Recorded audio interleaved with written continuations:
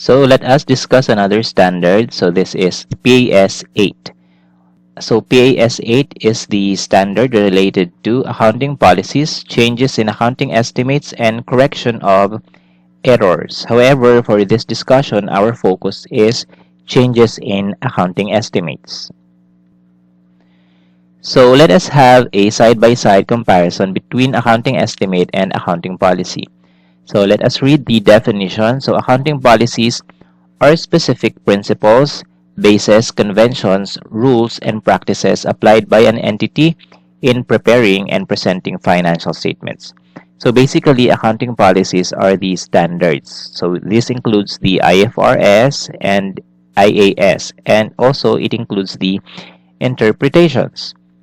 And these are the bases that are used in accounting for the entity's transactions as well as the preparation and presentation of financial statements.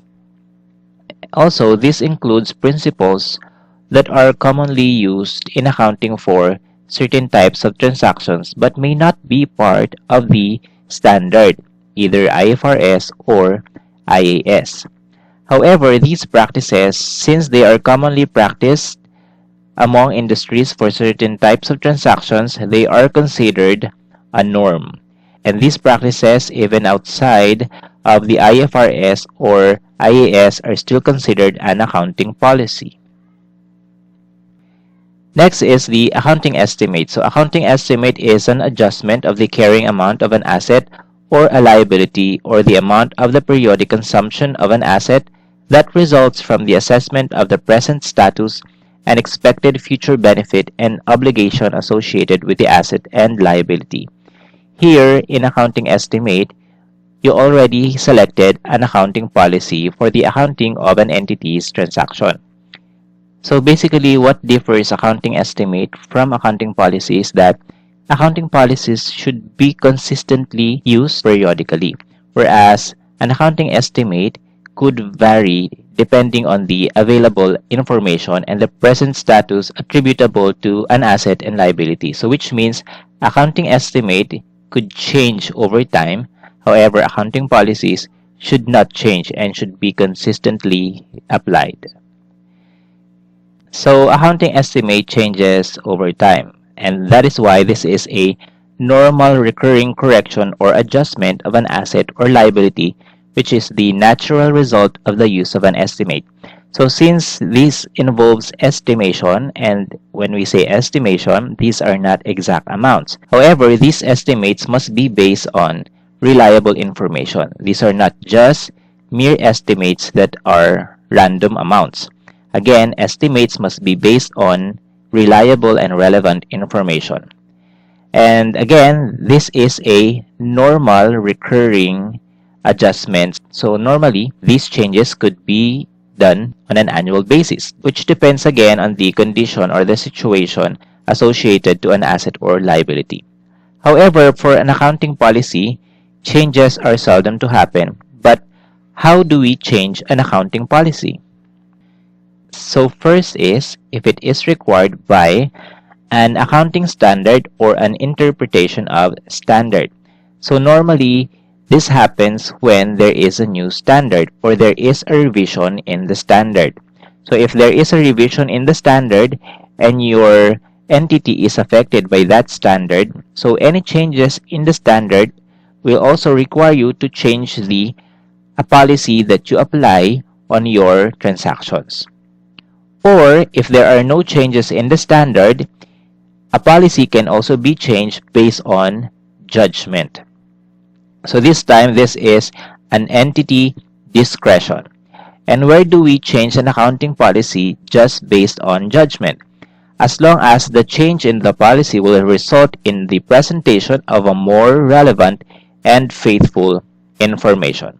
And again, this is the primary goal in the preparation and presentation of financial statements, to provide a relevant and faithful information. So that is why if the change in policy would lead to a more relevant and faithful information, so based on judgment and common sense, there should be a change in accounting policies. So what are the examples of estimates? So It includes doubtful accounts, inventory obsolescence, useful life, residual value, and depreciation method. So for depreciation, everything in the computation of depreciation of fixed asset involves estimation. First is the useful life. Of course, since this is related to a future period, this is an estimate, as well as residual value. So residual value is an estimate because it is related again to a future amount. So that is why these are just estimate. And the depreciation method. So the depreciation method, it includes the straight line method, the declining balance method, and some other depreciation method that is used by an entity. So there are lots of people that confusingly they identify depreciation method as an accounting policy. But in fact, depreciation method is an estimate because this is the estimated pattern of usage of an entity's fixed assets. So when we say straight line method is the depreciation method, the estimated pattern of the usage of the fixed asset would be equal periodically. Whereas under declining balance method, we estimate that the usage of the fixed asset would be greater in the first few years of the life of the fixed asset. So again, warranty cost is also an estimate. Of course, this is under the accrual approach and fair value of financial assets and liabilities. Then for accounting policies, so the changes would include the inventory costing method. So these are the FIFO and average. Then the policy on the recognition of revenue in a long-term construction contract. So it's either recognition of revenue upon completion of the construction or based on the percentage of completion. So this part is particularly discussed in Advanced Accounting Part 1. Then another is the change in reporting entity and change in the valuation model for property, plant, and equipment. So we have two, which is cost model and revaluation model. Now, if there is a change in accounting estimate in accounting policy, how do we account for it? So let's start with accounting policy because this is the easier one. So if there is an accounting estimate, it should be treated prospectively, which means that any transactions in the past will not be affected by the change in the estimate during the current period. So the period that is only affected of a change in accounting estimate is the current period, which is the period of change, or both current period and future periods, if this is applicable. However, for an accounting policy, if there is a change in accounting policy, first is we need to apply the transitional provision. When we say transitional provision, this normally pertains to a revision in the standard itself. So if you are applying the old version of the standard and there is a revised version of the standard, normally the standard has a transitional provision. And that is the guidance on how do you account the transactions from transitioning from the old version of the standard to the new version. So if the standard has a transitional provision, that must be followed in accounting for the transactions of an entity. And if there is no transitional provision, it must be accounted for retrospectively. Again, the retrospective application will be applied if there is no transitional provision. And normally, if the change in accounting policy is based on judgment, which is voluntary, the application is retrospective. And when we say retrospective, opposite to prospective application, retrospective application is applying the new policy as if such policy had always been applied since the start. So, which means that under retrospective application, any prior period transactions should all be adjusted.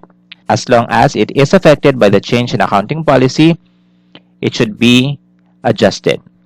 However, there is a limitation as to the application of the change in accounting policy retrospectively. That is why the standard PAS 8 allows to account for the change in accounting policy prospectively. And this is used if the retrospective application is not applicable. So The reason sometimes why retrospective application is impracticable is that sometimes the adjustments of the prior period balances to apply the change in accounting policy is very costly. So that is why PS8 sometimes allow the application of the change prospectively. And how do we apply prospective application? So adjustments must be made from the earliest period practicable. So it means, unlike the prospective application under change in accounting estimate, so the prospective application under the change in accounting policy would be adjustments to the account balances in the prior periods that are practicable to be determined. So if the prior periods adjustment are no longer practicable, so we will only adjust the account balances to the earliest period that is practicable to adjust. So now, since this discussion is focused on change in accounting estimate, let us answer some illustrative problem to illustrate the treatment for a change in accounting estimate. So to illustrate the procedure in the change in accounting estimate, so let us answer an illustrative problem. So our accounting estimate includes warranty and bad debts. So let us start. So ABC company sells stereo for a price of 20,000 pesos.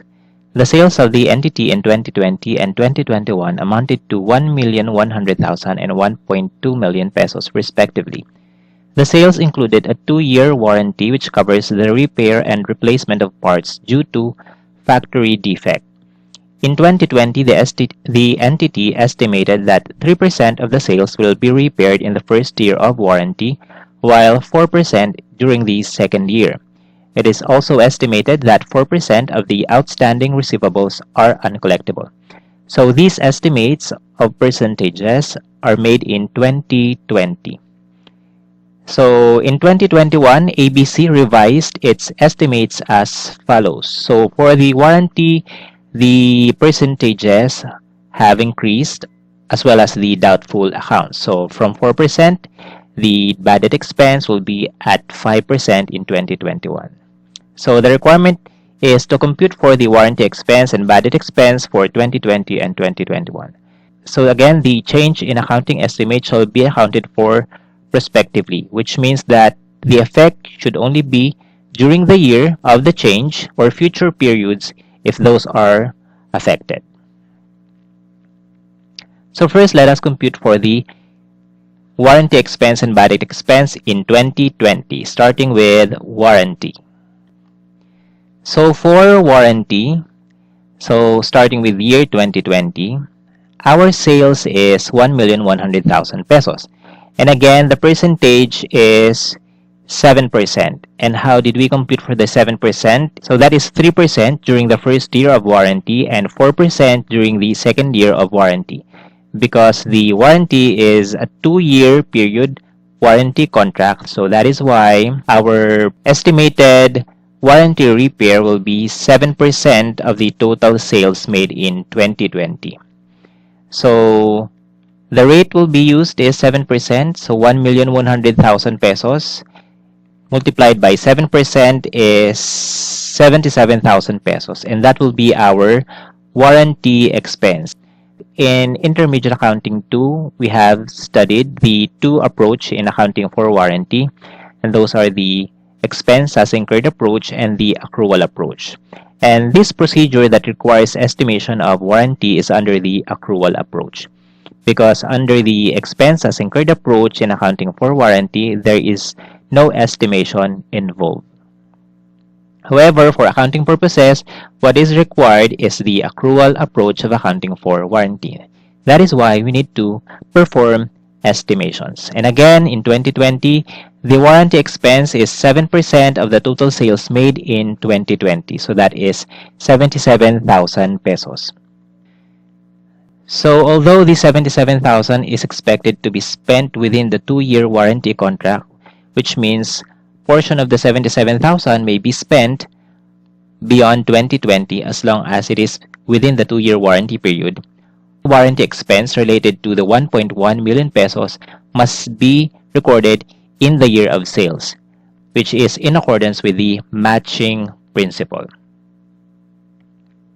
So after we have computed the warranty expense of 77,000, so let us deduct the actual warranty cost in 2020. So that is 50,000 pesos. So that is the actual warranty cost in 2020.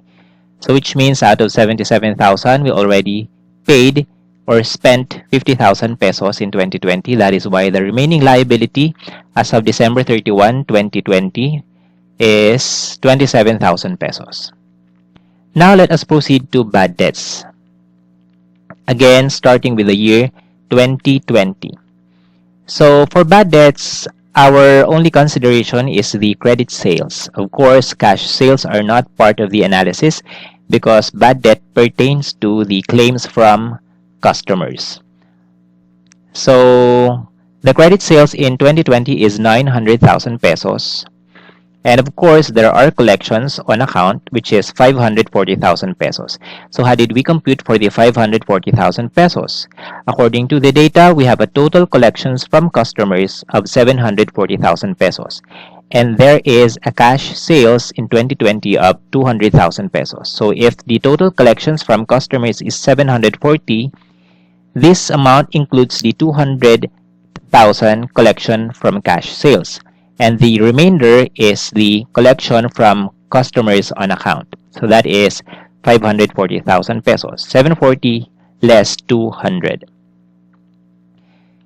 Then our outstanding balance of accounts receivable at the end of 2020 is 360. So that is 900 less 540,000 pesos. Then the rate of bad debt is 4%, and that is in 2020. So the method used by the entity, ABC Company, is the outstanding accounts receivable approach, which means the percentage is multiplied by the ending balance of accounts receivable. So the percentage is 4%, so which means that out of 360,000 pesos, 4% is estimated to be uncollectible, and that is the ending balance of allowance for bad debts, which is at 14,400 pesos. So since we have no information about allowance for bad debts in the prior period, we are going to recognize a Badet expense in 2020 of 14,400 pesos. So before we proceed to 2021, let us prepare the journal entry in 2020. So starting with Badet expense. So Badet expense debit for 14,400 and credit allowance for bad debts at 14,400. Then the warranty expense is debited at 77,000 pesos and credited at 77,000 pesos for estimated warranty liability. Then to record the actual warranty cost, so debit estimated warranty liability for 50,000 pesos and credit cash for 50,000 pesos, assuming these are all cash payments. So let's just record these three transactions. So let us proceed to 2021. So for warranties, the rate of warranty repair shall still be based on the 2021 sales of 1.2 million pesos. Again, in 2021, there are revisions made in the estimates. So from 7% in 2020, in 2021, the total percentage is 10%, and that is 4 plus 6%, so that is 10%. So the revised estimated warranty repair is at 10%. Again, a change in accounting estimate shall be accounted for prospectively, which means the 2020 warranty expense recorded will not be affected by any change made in 2021. So the warranty expense in 2021 is 1,200,000 sales multiplied by 10% or 120,000 pesos.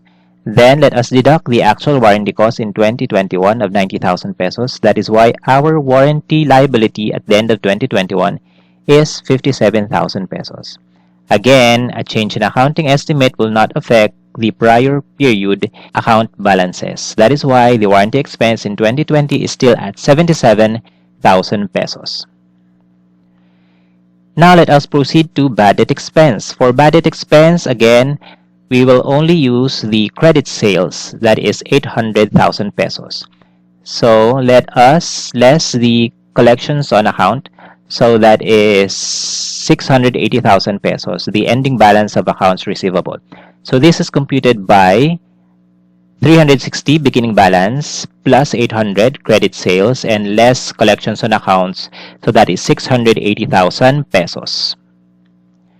So since we are using the outstanding accounts receivable balance method in recording doubtful accounts expense, so our revised estimate is at 5%. So we are going to use the rate of 5% and multiply this by 680,000, which is the outstanding AR at the end of the year.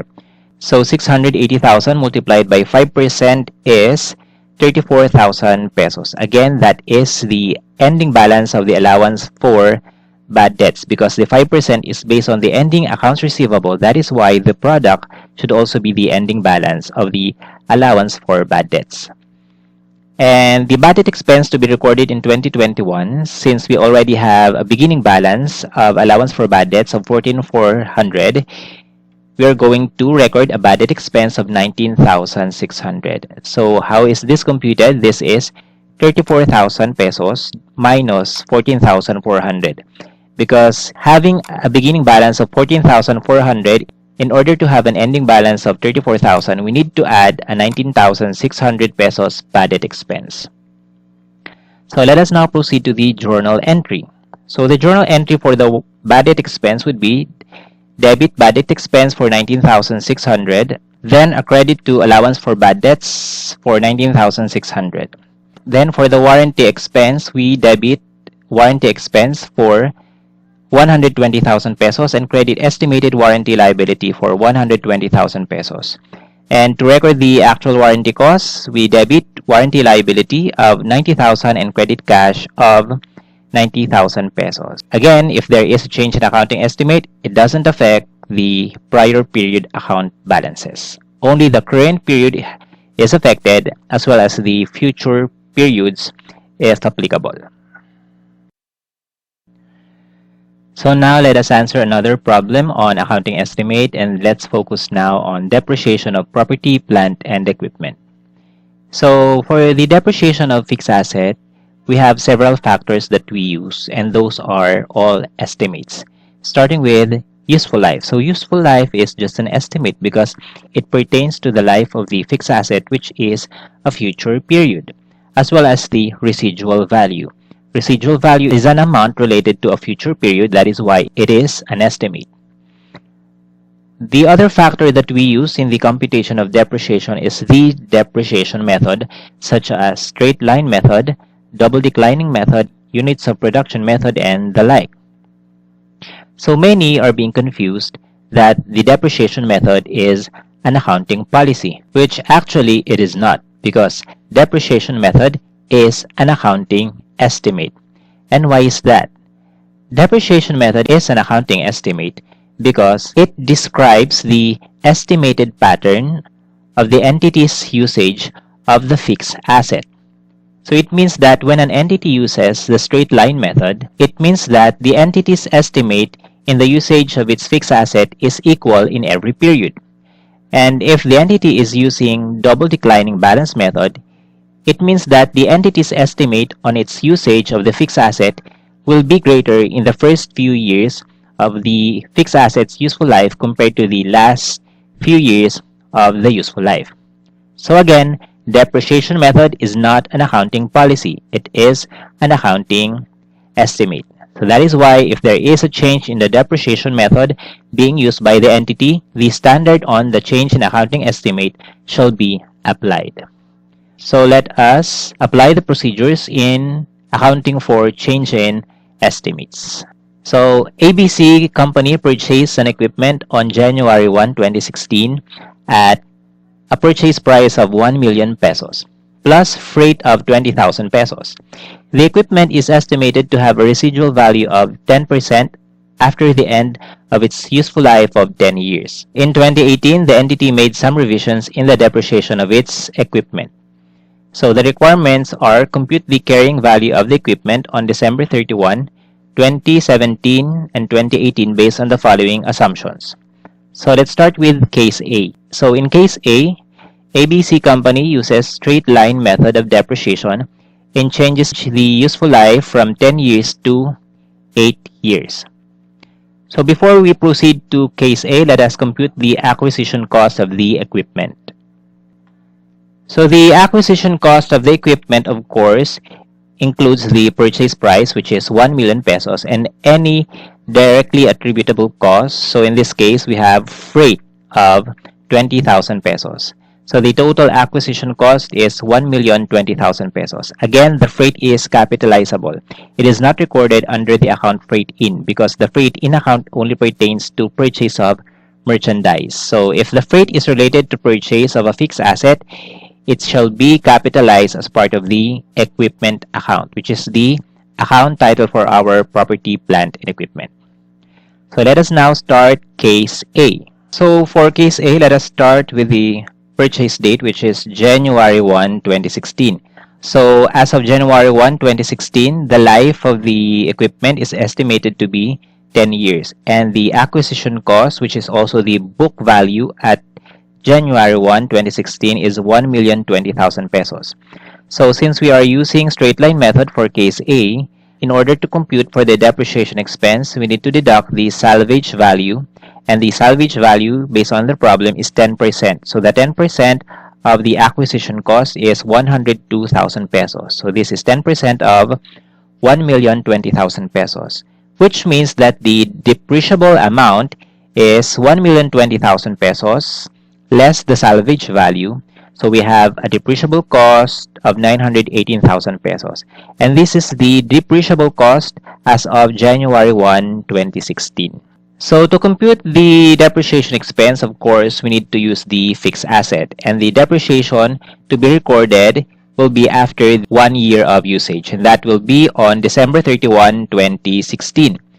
So on December 31, 2016, 1 year is already expired, so that is why the remaining life is 9 years. So the depreciation expense is 91,800. And how is this computed? So this is 918,000 divided by 10 years. So 918,000, which is the depreciable cost at the start of the year, divided by 10 years, we have a depreciation expense for the first year of 91,800 pesos. So which means that the accumulated depreciation at the end of the first year is 91,800. So the remaining depreciable cost as of the end of 2016 is 826,200 pesos. And this is computed as 918,000 minus the depreciation expense of 91,800.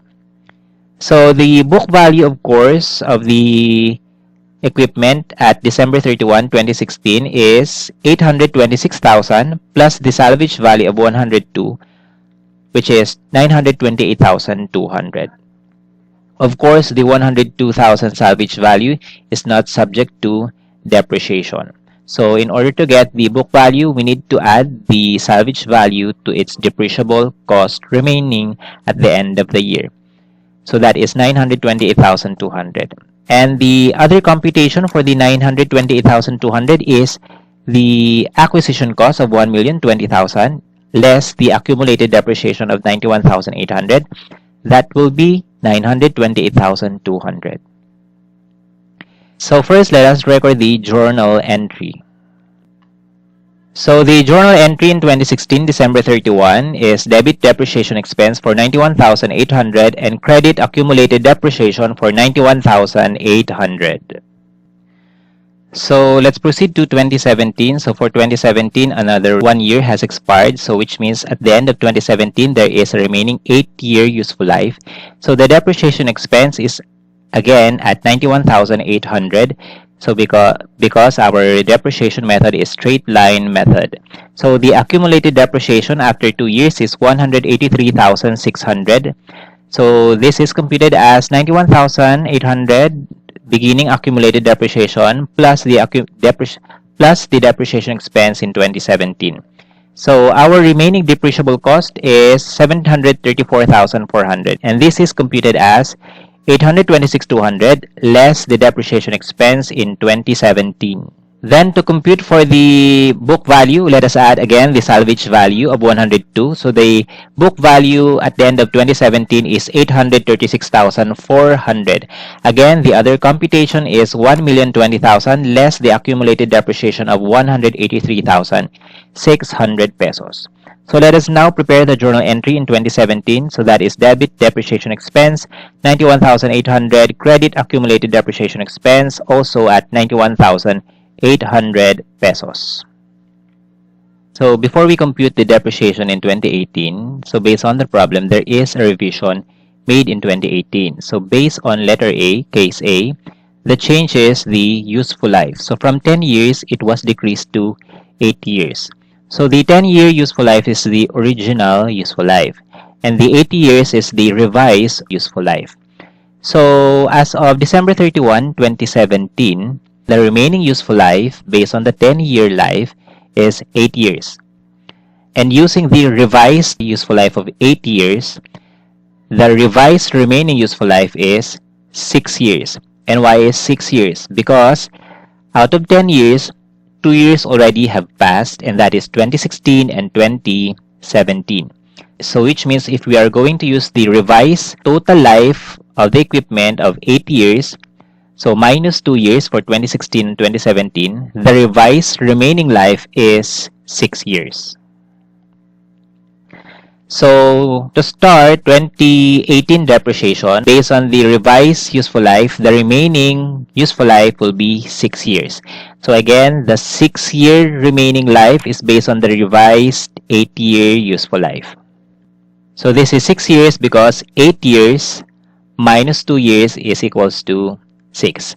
Again, since this is change in accounting estimate, any revision shall be accounted for prospectively. So which means any depreciation expense, any accumulated depreciation and book value that we have recorded in the prior periods, so those account balances are not affected. So the effect of the change in the useful life shall be affected starting the current period onwards. So at the start of 2018, the revised remaining life is 6 years. Our accumulated depreciation will be the same. That is 183,600. That is the beginning balance for 2018. Then the beginning balance for the remaining depreciable cost will still be at 734,400. The salvage value has no change. And the book value is still at 836,400 at the start of 2018. So since the change in accounting estimate is accounted for prospectively, so these figures are still similar to the amounts previously recorded in 2017. So the only thing that changed is the remaining life, which is 6 years. Because there had been no change in the useful life, the remaining useful life is 8 years. So to record the depreciation in 2018, let us compute first for the depreciation. So for 2018, another year has passed. So the remaining life at the end of 2018 is 5 years. And to account the change in useful life prospectively, the depreciation expense is computed based on the remaining depreciable cost at the start of year of change. So since 2018 is the year of change and the remaining depreciable cost at the start of 2018 is 734,400, this is the remaining cost to be depreciated during the remaining revised life of the equipment. So 734,400 divided by the remaining life of 6 years, we have a depreciation expense of 122,400.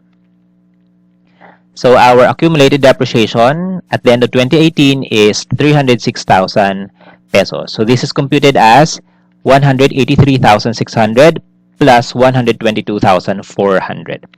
So our remaining depreciable cost is 612,000 pesos. So this is computed as 734,400 less 122,400, or 918,000 pesos minus to 306,000 pesos. So that is 612,000 pesos. So again, this is the remaining depreciable cost. To compute for the book value, let us add again the salvage value because this is the portion that is not subject to depreciation. So the book value at the end of 2018 is 714,000 pesos. So this is computed as 612 plus 102, or the most common computation, the acquisition cost of 1,020,000 less the accumulated depreciation of 306,000, that is 714,000 pesos. Now let us prepare the journal entry in 2018. So debit depreciation expense for 122,400, that is the depreciation expense for the year. Then accumulated depreciation is 122,400 as well. Then let us proceed to 2019. So for 2019, another year has passed. So the remaining life at the end of 2019 is 4 years. Again, this is based on the revised 8-year useful life. So again, since we are using the straight line method, our depreciation for the year is 122,400. Again, this is computed as either 734,400 divided by 6 or 612,000 divided by 5 years. So that is 122,400. So the accumulated depreciation at the end of 2019 is 428,400. So that is why the remaining depreciable cost is 489,600. Again, this is computed as 612 minus 122,400, or the original depreciable cost of 918 less the accumulated depreciation of 428,400. Then to get the book value, so let's add the salvage value to the remaining depreciable cost, so that is 591,600. Or it can again be computed as 1,020,000, the acquisition cost, less the accumulated depreciation at the end of 2019 for 428,400. So that is still at 591,600. So to record the depreciation expense in 2019, we have debit depreciation expense 122,400 and accumulated depreciation of 122,400. So that will be for case A.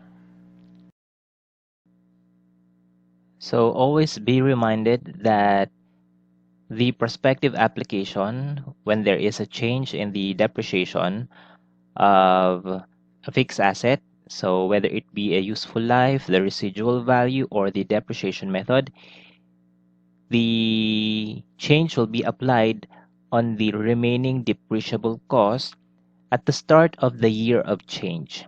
So that is why it is very important to determine the remaining depreciable cost before you apply the change in accounting estimate for a fixed asset. So for example, if there is a change in useful life, like in case A, the revised remaining useful life will be applied on the remaining depreciable cost. So in this case, that is 734,400. And if there is a change in the depreciation method, it will be applied on the remaining depreciable cost at the start of the year of change. And such procedure will also be applied if there is a change in the residual value. So that is why we should always determine the remaining depreciable cost of the fixed asset. So let us start with case B. So in case B, ABC still uses straight line method at the start, and during the change, which is 2018, the revision is the depreciation method. So from straight line, we are going to use sum of the year's digit, and there is no change in the useful life. So again, our acquisition cost is 1,020,000 pesos. So first, let us compute again the depreciation expense. So let us start with the first year, January 1, 2016. The life is 10 years, so that is the original life. Then the remaining depreciable costs, again, this is similar to case A, 918,000 pesos, because we have a salvage value of 102,000 pesos, which is deducted from the acquisition cost of 1,020,000 pesos. So to compute for the depreciation expense in 2016, which means 1 year has already expired, so the remaining life at the end of 2016 is 9 years. The depreciation expense in 2016 will be 91,800, and the computation is still similar in case A because the depreciation method are similar in case A and case B. So that is 918,000 pesos divided by 10 years. So the accumulated depreciation, since this is the first year, is at 91,800. So the remaining depreciable cost of the equipment is 826,200. Then add the salvage value. So the book value at the end of 2016 is 928,200. So before we proceed to 2017, let us prepare the journal entry for 2016. So that is debit depreciation expense for 91,800 and credit accumulated depreciation for 91,800. So now let us proceed to 2017. So another year has expired, so which means at the end of 2017, the equipment has an 8-year remaining life. So the depreciation expense again is at 91,800 because we are using straight line method prior to the change, and the accumulated depreciation is still at 183,600, and this is 2 years worth of depreciation expense. So the remaining depreciable cost is 734,400, and this is computed as 826,200 less 91,800, or the original remaining depreciable cost of 918,000 pesos less the accumulated depreciation of 183,600. And to get the book value at the end of 2017, we need to add the salvage value of 102,000 pesos. So the book value is 836,400. Or the other computation is the acquisition cost of 1,020,000 pesos less the accumulated depreciation at the end of 2017. Then let us prepare the journal entry in 2017, debit depreciation expense for 91,800 and accumulated depreciation for 91,800. Then in 2018, the revision is the depreciation method. So from straight line, we are going to use the sum of the years digit. And since there is no revision as to the life of the equipment, we're still going to use the remaining life of 8 years. Again, based on the original life, the remaining life at the end of 2017 is 8 years. And since we're going to use the sum of the years digit method, so we need to get the sum of the years digit. So the sum of the years digit is 36. So that is computed as 1 plus 2 plus 3 plus 4 plus 5 plus 6 plus 7 plus 8. So this is only up until 8 because the remaining life is 8 years. So again, there is no change as to the beginning balances of the accumulated depreciation, the depreciable cost, salvage value, and book value, because a change in accounting estimate will not affect the prior period account balances because the treatment shall be prospective. So which means that the effect of the change in the depreciation method will only be affected starting 2018, which is the period of change and the future periods. So to compute for the 2018 depreciation, so our numerator in the computation using sum of the years digit is 8. So the depreciation in 2018 is 163,200, and this is computed as 734,400 divided by 36 times 8, and that is the computation of depreciation expense using the sum of the years digit. Again, the 36 is the sum of the years, and the 8 as numerator is the remaining life of the equipment at the start of 2018. So the accumulated depreciation is 346,800 at the end of 2018, and that is computed as the total of the beginning balance of 183,600 plus the depreciation expense during 2018 of 163,200. So the remaining depreciable cost at the end of 2018 is 571,200, and this is the difference between 734,400 less the depreciation expense during the year. This is also computed as the remaining depreciable cost of 918,000, which is the purchase date depreciable cost, less the accumulated depreciation of 346,800. Then let us add this to the salvage value of 102,000. So the book value is 673,200. So this is also computed as acquisition cost of 1,020,000 less the accumulated depreciation of 346,800. So that is 673,200. So the remaining sum of the years digit is 28 because the remaining life at the end of 2018 is 7 years. So if you will compute the sum of the 7 years is 28. So 1 plus 2 plus 3 plus 4 plus 5 plus 6 plus 7. So let us prepare the journal entry in 2018 that will be debit depreciation expense at 163,200, credit accumulated depreciation at 163,200. So now let us proceed to 2019. So in 2019, in the computation of depreciation expense, our numerator is the remaining life at the start of 2019, and that is 7 years. So our depreciation expense in 2019 is 142,800. So this is computed as 571,200 divided by 28 times 7.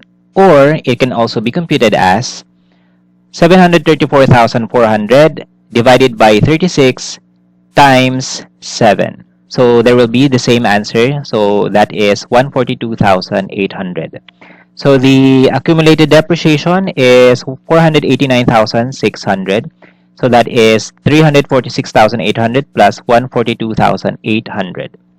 So the remaining depreciable cost is 428,400, and this is computed as 571,200 less 142,800. Or it may be computed as 918 less 489,600. So to compute for the book value, let us again add the salvage value. So the book value is 530,400 at the end of 2019.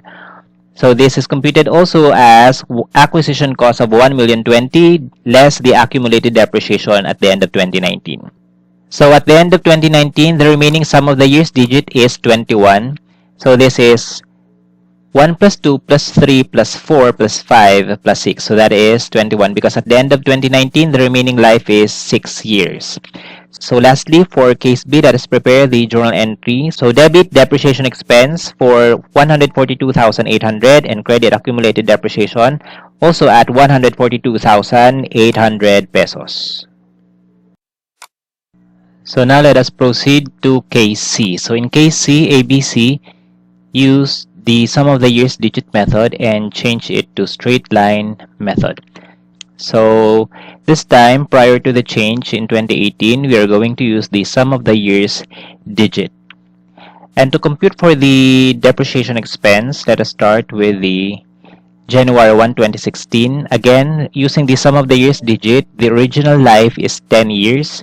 And the sum of the years digit of 10 years is 55. So that is, so this is the computation of the 55, sum of the years digit. So the remaining depreciable cost as of this date, January 1, 2016, is same for case A and case B. So that is 918,000 pesos. And again, under these sum of the years digit, we are going to use the salvage value. So this is the portion of the acquisition cost that is not subject to depreciation. So the acquisition cost at the start of the year 2016 is 1,020,000 pesos. So this is the purchase date. So again, depreciation expense will be computed after 1 year of usage, so that will be on December 31, 2016. So to compute for the depreciation expense for 2016, our numerator would be the number of years remaining as of January 1, 2016, and that is 10 years. So again, as of January 1, 2016, the remaining life of the equipment is 10 years. That is why under the sum of the years digit method, our numerator in the formula is 10 years. So our depreciation expense for 2016 will be 166,909, and this is computed as 918,000 divided by 55 times 10. So that is 166,909. So since this is the first year of usage, the accumulated depreciation is 166,909, and the remaining depreciable cost is 751,091. So that is 918 less 166,909. Again, to compute for the book value at the end of 2016, we need to add the salvage value to the depreciable cost remaining. So 751,091 plus 102 is 853,091. Or it can be computed as 1,020,000 the acquisition cost less the accumulated depreciation in 2016 of 166,909. So the remaining sum of the years digit at the end of 2016 is 45 because as of December 31, 2016, the remaining life is 9 years. And if we are going to compute for the sum of the years digit for 9 years, the answer is 45. So let us prepare the journal entry for 2016 depreciation expense. So that is debit depreciation expense for 166,909 and credit accumulated depreciation for 166,909. Then let us proceed to 2017.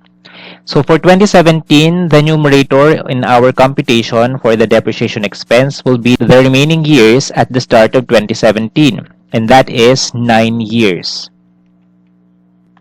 So this means that our depreciation expense for 2017 is 150,218.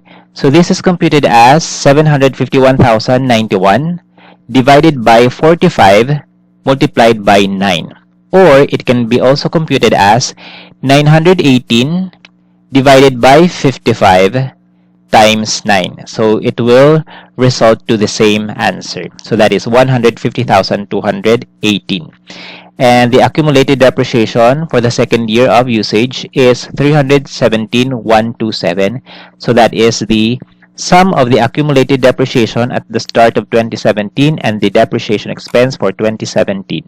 So our remaining depreciable cost is 608,773. So that is the difference between 751,091 and the depreciation expense during the year, which is 150,218. Or it may be computed again as the difference between 918 less 317,127, which is the year-end balance of the accumulated depreciation.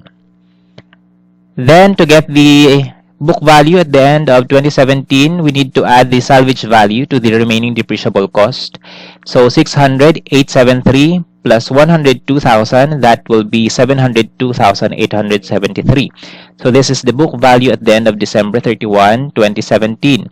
It can be also computed as 1,020,000, the acquisition cost, less the year-end balance of the accumulated depreciation of 317,127. So in 2018, there is a revision in the depreciation. So from sum of the years digit, we are going to revise. We are going to use the straight line method, and that will be effective in 2018 because we are going to account for the change in accounting estimate prospectively. So which means the change will only affect 2018 onwards. So any depreciation expense or any account balances we have computed prior to the change, it will remain the same. So in 2018, but before we proceed to 2018, let us prepare the journal entry for 2017. So the depreciation expense for 2017 is 150,218 and accumulated depreciation is 150,218. So let us now proceed to 2018. So for 2018, so let us start with the beginning balance. So that will be the ending in 2017. So the remaining life will be 8 years because the life is 10 years, and since we already used the equipment in 2016 and 2017, so 2 years already have passed. So 10 years minus 2 years, the remaining life is 8 years. So this will be the useful life that we will use to compute for the depreciation expense using the straight line method. So the beginning balances in 2018 will be based on the ending balances in 2017. So the accumulated depreciation is still the same, 317,127. The remaining depreciable cost is 600,873. Again, there is no change in salvage value, and the book value at the start of 2018 is at 702,873 pesos. So again, at the end of 2018, we are going to compute for the depreciation because again, 1 year has already expired. So at the end of 2018, the remaining life is 7 years. So under the straight line method of depreciation, our depreciation expense for 2018 will be 75,109. So this is computed prospectively because this is based on the remaining depreciable cost at the start of 2018, and that is 608.73, and divided by the remaining life of 8 years. So that is 75,109. So the accumulated depreciation at the end of 2018 is 392,236, and that is the beginning balance of accumulated depreciation added to the depreciation expense during the year. And the remaining depreciable cost at the end of 2018 is the difference between 600,873 and 75,109. Or it can also be computed as the difference between 918 less 392,236. So either computation will result to the same answer. So that is 525,764. Then to compute for the book value at the end of 2018, let us add the salvage value of 102. So that will be 627,764. Or it may be computed as the difference between the acquisition cost and the accumulated depreciation. So let us prepare the journal entry for 2018. So that is debit depreciation expense for 75,109 and credit accumulated depreciation also at 75,109. So let us proceed to 2019. So the remaining life at the end of 2019 is 6 years. So the depreciation expense is 75,109. Again, this is based on straight line method. This is computed as 525,764 divided by 7 years, or it may also be computed as 608,733 divided by 8 years. So both computations will yield to the same result. So the accumulated depreciation at the end of 2019 is 467,345, and that is the total of 392,236 plus 75,109. So the remaining depreciable cost at the end of 2019 is 450,655, and to get the book value at the end of 2019, let us add the salvage value of 102, so that is 552,655. So prepare the journal entry in 2019. That will be a debit to depreciation expense similar to 2018, 75,109, and accumulated depreciation credit for 75,109. Now let us proceed to case D. So ABC used double declining balance method and changed it to sum of the years digit method. So the computation of depreciation expense using the double declining balance method is quite different because it doesn't use the salvage value in computing the depreciation expense. However, we are going to still use the same format as we did in case A, B, and C. So let's start with the column headings. So these are the column headings that we have prepared similar to case A, B, and C. So let us start with January 1, 2016. Let's fill up this table. So we have an acquisition cost at the start of the year of 1,020,000 pesos. Again, using the double declining balance method, we are not going to use the salvage value. So the depreciation will be on December 31, 2016 after 1 year has expired. So our depreciation expense is computed as 204,000 pesos. And how is this computed? So since this is double declining balance method, it means that the depreciation rate is twice the depreciation rate for straight line method. So what is the depreciation rate under the straight line method? Since the life is 10 years, so 1 year divided by 10 years is 10%. So which means under straight line method, the depreciation rate is 10% annually. And under double declining balance method, the depreciation rate will be twice as much as the straight line method depreciation rate. So 10% times 2, the depreciation rate for double declining balance method is 20%.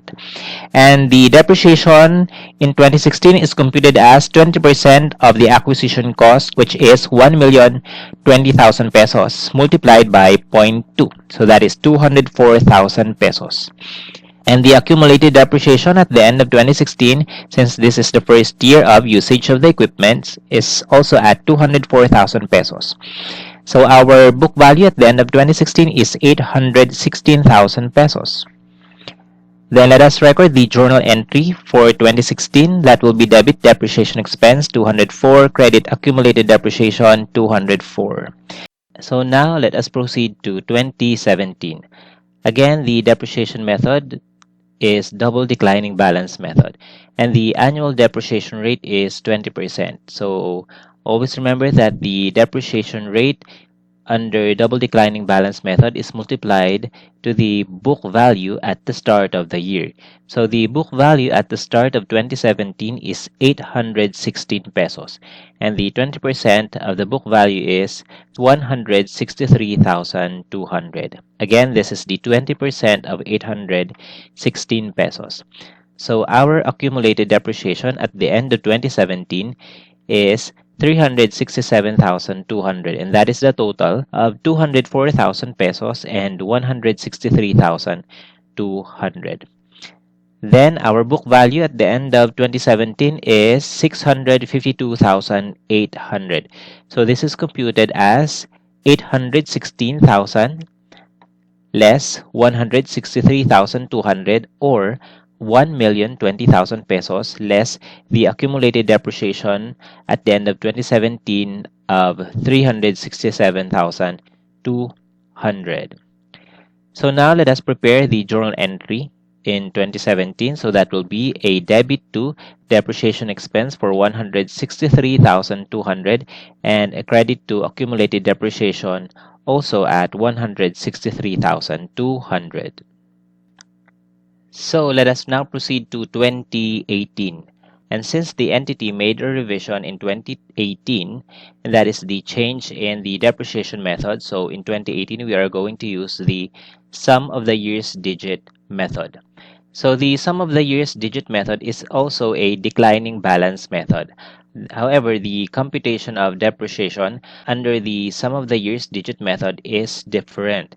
The depreciation expense under the sum of the year's digit method is based on the remaining depreciable cost at the start of the year. So the remaining depreciable cost shall be computed by deducting the salvage value at the start of the year. And of course, the salvage value shall be deducted from the book value remaining at the start of the year, not from the acquisition cost. Again, the depreciation expense under the sum of the year's digit method will be computed based on the remaining depreciable cost at the start of the year.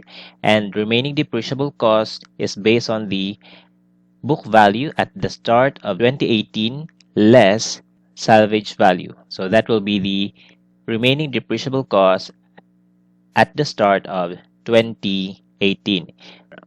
So since the accounting for a change in accounting estimate is prospective, so there will be no adjustments to be made in the prior year's depreciation expense, and the amount presented as the book value in 2016 and 2017 are not adjusted as well. So to start the 2018, let us first determine the amounts that we are going to use as the basis of computation for depreciation expense in 2018.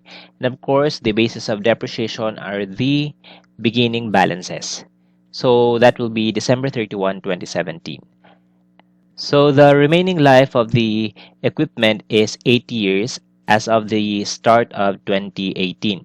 And the sum of the years for 8 years is 36. So this will be the denominator that we are going to use when we compute for the depreciation expense. So the accumulated depreciation at the start of 2018, of course, is the ending accumulated depreciation in 2017, and that is 367,200. And again, the book value at the start of 2018 is the ending book value, which is 652,800. And since we are already using the sum of the year's digit method, again, the depreciation expense shall be based on the depreciable cost remaining at the start of 2018. So of course, we need to deduct the salvage value. So this time, we are going to use the salvage value, which was not used under the double declining balance method. So the salvage value is 10% of the acquisition cost. So that is 102,000 pesos. So it means that the remaining depreciable cost at the start of 2018 is 550,800, and that is 652,800 less 102,000 pesos. So that is 550,800. So now we can start the computation of the depreciation expense for 2018. So for 2018, the numerator that we are going to use will be the remaining years in the life of the equipment at the start of 2018. And of course, at the start of 2018, the equipment has a remaining life of 8 years. So this will be our numerator.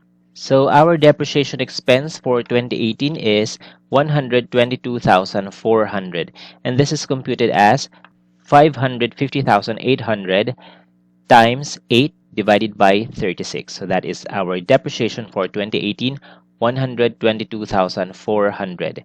And the accumulated depreciation at the end of 2018 will be 489,600, and this is the total of 367,200 and 122,400.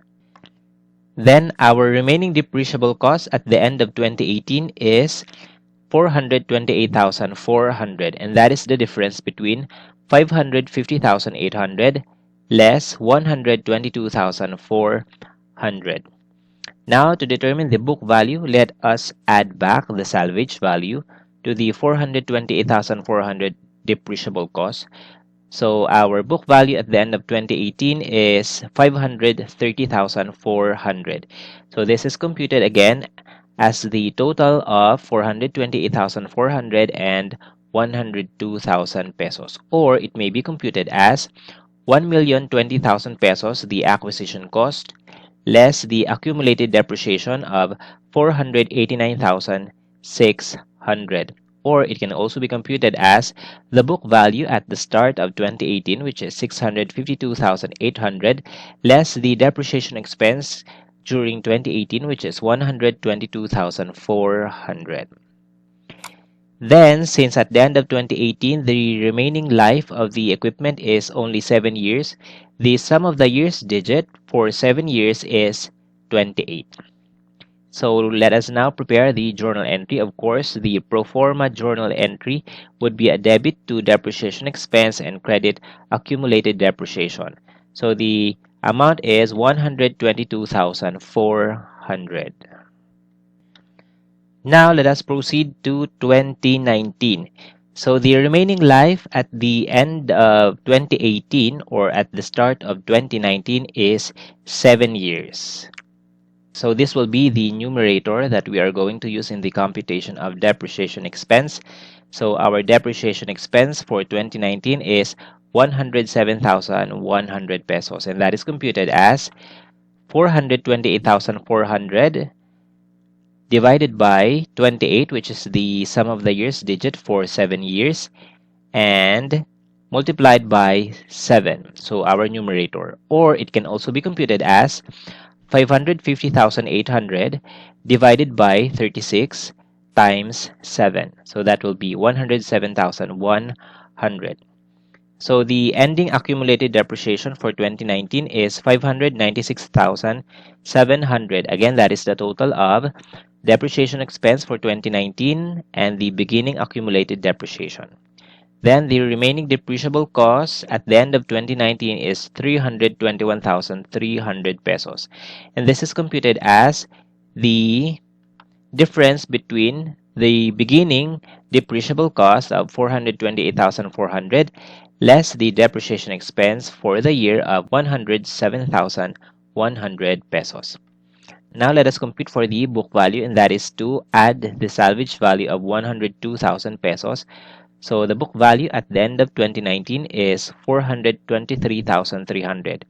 Or it can also be computed as the acquisition cost of 1,020,000 pesos less the accumulated depreciation at the end of 2019, that is 596,700. Or it can be computed as the beginning book value in 2019 less the depreciation expense for 2019 of 107,100. 100.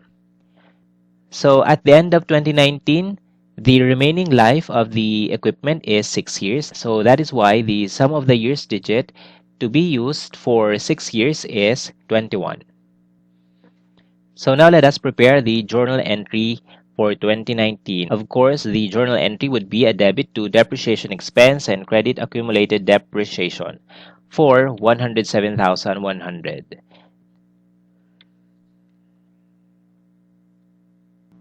So let us start with case E. So for case E, ABC used the straight line method and changed it to sum of the years digit method and a revised salvage value and estimated useful life of 150,000 and 12 years respectively. So in this case, there are three changes: the depreciation method, the useful life, and the salvage value. So in 2016 and 2017, we are going to use straight line, and based on the original useful life of 10 years and salvage value of 10%, which is 102,000 pesos. Again, the revisions will only be effective in 2018. So let's start with the column heading. So these are the column headings that we have from cases A to case D. So we are going to use the same format. So let's start with 2016 January 1, the date of purchase. So the life is 10 years. This is the original life. And the remaining depreciable cost is 918,000 pesos. And our salvage value is 102,000 pesos. And our acquisition cost is 1,020,000 pesos. So to compute for the depreciation expense, of course, we are using straight line method in 2016. So after 1 year has expired, so the remaining life is 9 years. So the depreciation is 91,800.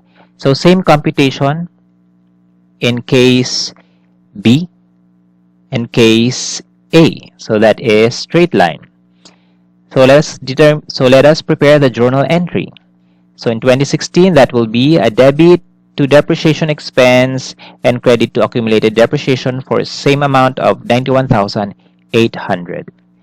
So let us proceed to 2017. So since we are using straight line method, the depreciation is still at 91,800. So the accumulated depreciation is twice the amount of 91,800, and the remaining depreciable cost is still similar to case A and case B. So the journal entry for 2017 is again similar to case A, so 91,800. So 2018, this is the year of revision. So again, at the start of the year of revision, the account balances will be the ending balances from prior year, because we are not going to change any beginning balances if the change is accounted for prospectively. So as we start the year 2018, so we are not going to change any beginning balances. So our book value is still at 836,400 because that is the ending balance in 2017. So that is 836,400. However, the remaining depreciable cost at this time will change because the salvage value has increased from 102,000 to 150,000 pesos, which means that out of 836,400, the depreciable cost is no longer at 734,400. So the revised remaining depreciable cost is 686,400 pesos. So this is computed as 836,400 less 150,000 is equals to 686,400 pesos. So which means that starting 2018, the amount to be depreciated until the end of useful life is the 686,400, and at the end of useful life, the amount that needs to remain in the account balance is 150,000 pesos. So our accumulated depreciation has a beginning balance of 183,600, and that is the ending balance in 2017. Again, this will not be changed because the effect of the change in accounting estimate is accounted for prospectively. So using the sum of the years digit for 2018, we're going to get the sum of the years of the remaining life. Again, the remaining life of the equipment is based on the revised useful life. So the original life is 10 years. However, the revised total life is 12 years. So which means that the 12 years started January 1, 2016. Again, the 12 years does not start on December 31, 2017. It started January 1, 2016, similar to the 8-year revision in letter A. The 8 years here in case A started January 1, 2016, similar to the 10-year useful life. This started January 1, 2016. That is why if you will look back in case A, the remaining life as of the start of 2018 is 6 years, because if the 8-year revision started January 1, 2016, it means that the revised remaining life in 2018 is after the expiration of the first 2 years. So that will be the same for case E. The 10-year useful life started January 1, 2016, as well as the 12-year period. The 12-year period started January 1, 2016. And if today is 2018, it means that 2 years have already passed. So the remaining life, based on the 12-year period, is 10 years. So that will be starting 2018. And using sum of the years digit, we need to determine the sum of the years digit based on the remaining life of 10 years. So that is 55. So this is computed as 1 plus 2 plus 3 plus 4 plus 5 plus 6 plus 7 plus 8 plus 9 plus 10. So let us now compute the depreciation for 2018. So the numerator will be the remaining years starting January 1, 2018, and that will be 10 years. Again, the remaining life of 10 years as of January 1, 2018 is based on the revised useful life of 12 years. So our depreciation expense is 124,800. So this is computed as 686,400 divided by 55 multiplied by 10. So our accumulated depreciation is 308,400, and this is how we compute it. Then our remaining depreciable cost is 561,600. So that is the difference between the two. Or it can be computed as 918,000 less the accumulated depreciation of 308,400. Then to determine the carrying value at the end of 2018, we need to add the revised salvage value of 150,000 pesos. So that the carrying value at the end of 2018 is 711,600, or it may be computed as acquisition cost less the accumulated depreciation in 2018. So at the end of 2018, the remaining life is 9 years. That is why the sum of the years digit for 9 years is 45. So let us now prepare the journal entry for 2018. That will be a debit to depreciation expense and a credit to accumulated depreciation expense for 124,800. Now let us proceed to the last year, December 31, 2019. So our numerator in the computation of depreciation expense will be the remaining years starting January 1, 2019, and that will be 9 years. So the depreciation expense in 2019 is 112,320, and this is computed as 561,600 divided by 45 multiplied by 9, or it can also be computed as 686,400 divided by 5 times 9. So any computation will yield to similar result. That is 112,320. So our accumulated depreciation is 420,720, and that is the total of the beginning balance and the depreciation expense in 2019. Then our remaining depreciable cost is 449,280. Again, that is the difference between the 561,600 and the depreciation in 2019. Then to get the carrying value at the end of 2019, add the salvage value of 150. So that is 599,280, or acquisition cost less accumulated depreciation. So at the end of 2019, the remaining life is 8 years, and the sum of the years digit for 8 years is 36. So to prepare the journal entry in 2019, that is a debit to depreciation expense and a credit to accumulated depreciation for 112,320 pesos. So again, to summarize everything, the accounting for change in accounting estimate are all accounted for prospectively. That is why if you will notice from cases A to E, the depreciation expense that we have computed in 2016 and 2017, the years prior to the revision and the estimate, there are no changes made in the account balances. And the change is only affected during the year of change. So that ends our discussion on the change in accounting estimate.